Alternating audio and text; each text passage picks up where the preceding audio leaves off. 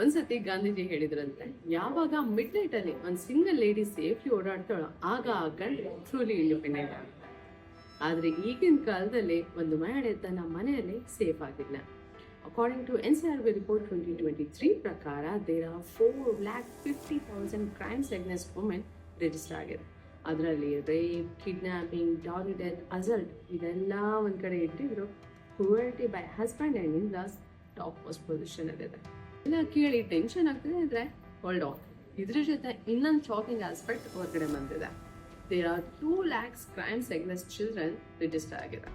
ಅದರಲ್ಲಿ ದ ಪರ್ಪಟ್ರೇಟರ್ ಅಂದ್ರೆ ಅಪರಾಧಿ ನಮ್ಮ ಮನೆಯವರು, ನಮ್ಮ ಪರಿಚಯಸ್ಥರಾಗಿದ್ದಾರೆ.